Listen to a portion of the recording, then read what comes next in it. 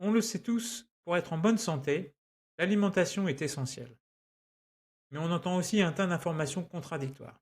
Aujourd'hui, je vais vous parler du régime anti-inflammatoire et ce qu'en dit la science. Mais attention, pas de conseils miracles, juste des choix alimentaires simples qui sont scientifiquement prouvés pour améliorer votre santé. Bienvenue sur La vie en 2.0. Je suis le docteur Cyril Pernet, neuropsychologue et chercheur en neurosciences. Aujourd'hui, on s'intéresse aux aliments qui réduisent l'inflammation chronique et améliorent aussi la santé cardiovasculaire et la santé mentale.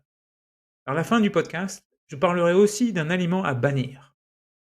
Oui, il y a un type d'aliment qu'on mange tous que l'Organisation mondiale de la santé dit qu'il faut absolument supprimer. Avant de commencer, pourquoi le régime anti-inflammatoire?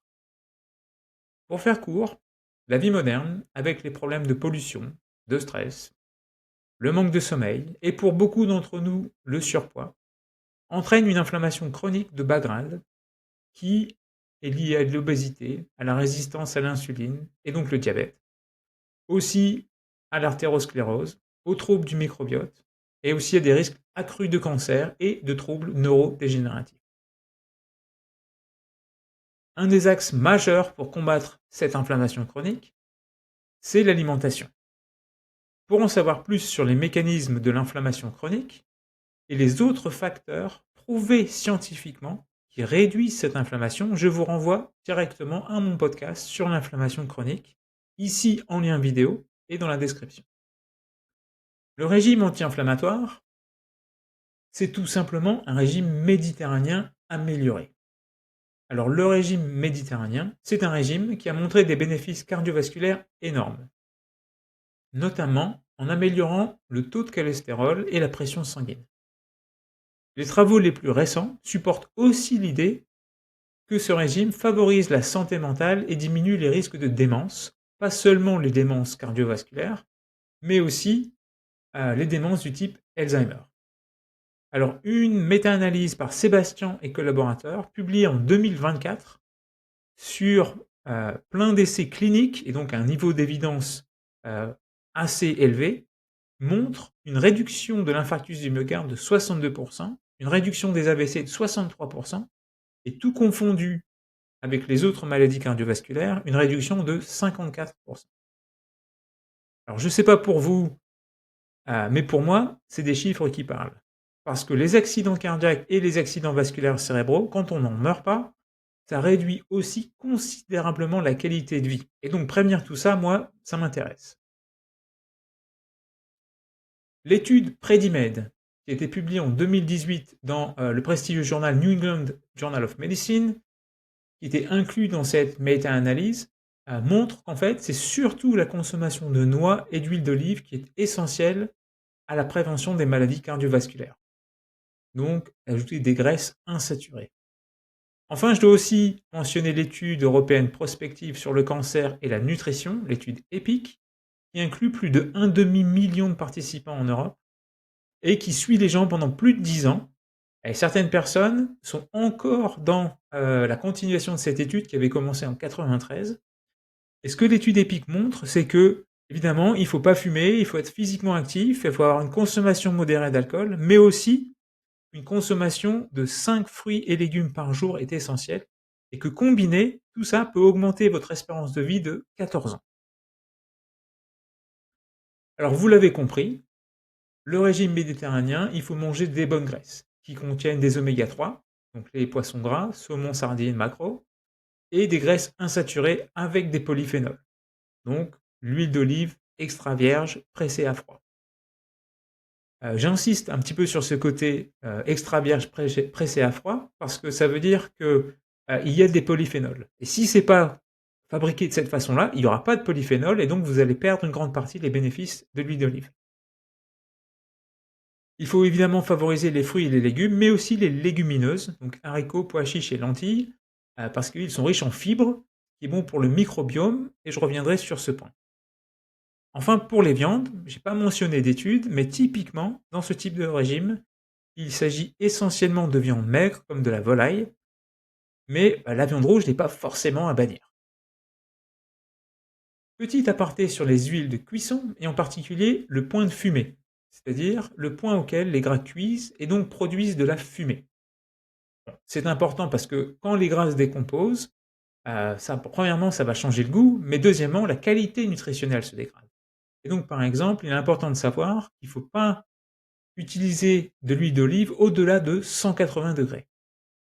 Et enfin, ce qu'il faut savoir, c'est que quand on chauffe trop des huiles, ça peut produire des composés chimiques mauvais pour l'organisme, et en particulier l'acroléine, qui est liée à l'inflammation et à différentes formes de cancer. La bonne nouvelle, c'est que vous savez déjà reconnaître ce type de produit, parce que comme souvent, quand il y a des composés toxiques, ça a un mauvais goût, on n'aime pas ça, et ici on parle d'un goût amer et du goût brûlé. Donc évidemment, aussitôt qu'il y a un goût comme celui-là, il ne faut pas manger l'aliment, et s'il s'agit de friture, il faut changer l'huile. Donc si on revient à notre régime anti-inflammatoire, comment est-ce qu'on va cuisiner? On va cuisiner avec de l'huile d'olive, et même quand il faut cuire, mais seulement à feu doux, donc les œufs, les légumes sautés, etc., et au four jusqu'à 180 degrés. Au-delà de ça, on peut utiliser d'autres types de graisses insaturées comme de l'huile d'avocat, qui est l'huile qui a un point de fumée le plus élevé, 250 à 270 degrés. Donc, par exemple, pour faire griller des viandes. Si vraiment vous voulez utiliser des graisses saturées, parce que par exemple vous êtes en phase cétogène, il faut utiliser du beurre clarifié. Une fois que le beurre est clarifié, c'est-à-dire qu'on a enlevé en fait l'eau et les éléments laitiers, ça a aussi un point de fumée très élevé, aux alentours de 250 degrés. Enfin, pour terminer, si vous faites de la friture, évidemment, vous pouvez utiliser de l'huile d'avocat, mais c'est un peu cher, et donc je recommande d'utiliser de l'huile de colza ou de l'huile d'arachide, si vous n'êtes pas allergique aux cacahuètes, qui sont des bonnes alternatives. Et pour l'inflammation, dans ce régime anti-inflammatoire, par rapport au régime méditerranéen, ce qui est recommandé, c'est de diminuer le sucre, donc peut-être moins de fruits, et aussi de diminuer le gluten, donc moins de pain ou de pâtes, plutôt favoriser du riz et des pommes de terre. Ensuite, on réduit aussi les produits laitiers gras, ça veut dire pas de fromage du type brie, camembert ou comté, mais plutôt du chèvre ou des versions allégées de la ricotta, de la mozzarella ou encore de la feta. Et on augmente aussi des produits fermentés. Donc les produits fermentés, ça va être du chou, la choucroute, du kimchi, mais aussi des yaourts grecs, du skyr ou des pickles maison. Et on augmente aussi les aliments qui sont riches en antioxydants. Donc ça va être des baies, mûres, myrtilles, cassis, et aussi des produits comme le gingembre, l'ail, le café et le thé vert, qui d'ailleurs contient aussi des polyphénols. Alors, tous ces produits, ils sont bons parce qu'ils vont améliorer le microbiome, et ça va aider à combattre l'inflammation. Le microbiome intestinal, il produit en continu des molécules qui dialoguent avec le système immunitaire, donc certains vont calmer l'inflammation et d'autres vont l'activer. Donc dans le régime méditerranéen, les fibres, donc fruits, légumes, légumineuses, les polyphénols, ils nourrissent les bactéries qui produisent des acides gras à chaîne courte. Et ça, c'est bon parce que c'est anti-inflammatoire. Et les polyphénols, l'huile d'olive et le thé vert, sont aussi transformés par certaines bactéries en métabolites antioxydants qui vont réduire le stress oxydatif, protéger les membranes cellulaires et améliorer la fonction des mitochondries. Et dans le régime anti-inflammatoire, on ajoute donc des aliments fermentés parce qu'ils vont directement ajouter des bactéries vivantes. Et une étude de Stanford publiée en 2021 dans Cell montre que de rajouter ces produits fermentés dans l'alimentation pendant environ 10 semaines, ça entraîne une réduction significative de l'inflammation systémique. Et aussi, ce qui est intéressant, c'est que les probiotiques dans les aliments fermentés, ils renforcent l'épithélium intestinal, ce qui va réduire le passage des toxines inflammatoires. Et les autres aliments qui sont conseillés dans le régime anti-inflammatoire, ce sont ces aliments antioxydants qui vont travailler main dans la main avec le microbiome pour produire ces molécules qui vont calmer l'inflammation, mais ils agissent aussi directement sur ce qu'on appelle les radicaux libres, qui sont des molécules essentiellement issues de la respiration mitochondriale, et sont des molécules qui sont instables et qui transportent un électron célibataire, Et ces molécules vont essayer de récupérer un électron, donc de s'appareiller avec d'autres types de molécules, et ça peut créer une réaction en chaîne qui abîme les cellules, les membranes ou l'ADN. Et donc, ce qu'il faut faire, c'est essayer de ne pas avoir trop de ces radicaux libres qui sont aussi liés avec une augmentation du stress, la consommation de sucre et la consommation de graisses partiellement hydrogénées. Bref, il faut éviter d'avoir trop de ces molécules et les baies, le thé vert, le café, l'ail, le curcuma et le gingembre contiennent un tas de molécules qui vont aider à faire ces réunions.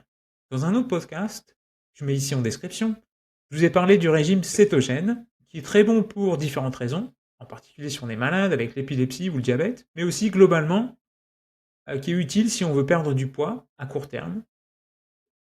Et ce qui est très différent, à part la suppression des carbohydrates, c'est le type de gras. Dans le régime méditerranéen, ce sont des graisses insaturées, l'huile d'olive, les noix, et le régime cétogène, ce sont des graisses saturées.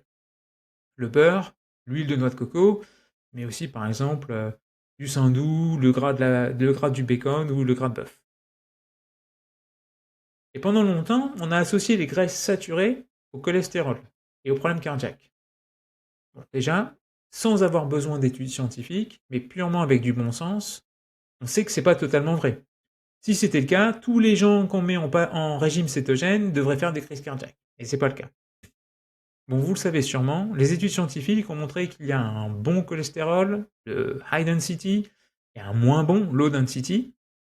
Mais même s'il y a du moins bon cholestérol, ce qui est important en fait, c'est le ratio HDL-LDL avec d'autres molécules comme les triglycérides. Et dans le régime cétogène, justement, le ratio triglycérides-HDL s'améliore souvent de façon drastique. Et ça va réduire l'inflammation générale du corps, ce qui diminue d'autres facteurs de risque cardiovasculaire. Et donc ça démontre de façon indirecte qu'il faut prendre soin de l'inflammation chronique et pas juste de son taux de LDL. Et je vous rappelle d'ailleurs que le cholestérol est nécessaire pour construire les membranes cellulaires, produire des hormones et de la vitamine D. Et quant aux triglycérides, c'est tout simplement la source énergétique essentielle. Alors je dis pas, on s'en fout du cholestérol de basse densité, et allez-y, consommez autant de graisses saturées que vous voulez, parce qu'évidemment, ça reste vrai que le cholestérol de basse densité est lié aux plaques graisseuses dans les artères, mais s'il y a une graisse alimentaire que vraiment il faut bannir, c'est les acides gras trans artificiels, qu'on appelle aussi des huiles végétales partiellement hydrogénées. Ces acides gras trans sont typiquement retrouvés dans tous les plats industriels préparés, mais aussi la margarine et les produits industriels cuits au four, les gâteaux, les cookies et le popcorn micro-ondes. Eux, ils augmentent le LDL, encore plus que le beurre ou le bacon, mais ils sont aussi inflammatoires. Et leur consommation est liée directement à la fréquence des crises cardiaques, et ils sont reliés à une augmentation des symptômes dépressifs. Les gras trans, il faut les bannir, ne jamais en manger. Ok, là vous vous dites j'exagère. Mais en fait non. L'Organisation mondiale de la santé, elle estime que si on mangeait pas de gras trans du tout, on pourrait prévenir jusqu'à 1,5 million de morts prématurées par an. L'OMS a d'ailleurs lancé une campagne en 2018 qui s'appelle Replace pour l'élimination totale des gras trans dans l'industrie agroalimentaire. En 2023, les experts de l'OMS ont publié une méta-analyse et ils estiment que globalement, il y a une augmentation du risque de maladies cardiovasculaires entre 75 et 125%. Donc, vraiment, c'est un type de produit qu'il faut faire attention. En Europe, les industriels ont commencé à suivre et vous pouvez retrouver ça sur les étiquettes où ce sera indiqué sans huile partiellement hydrogénée.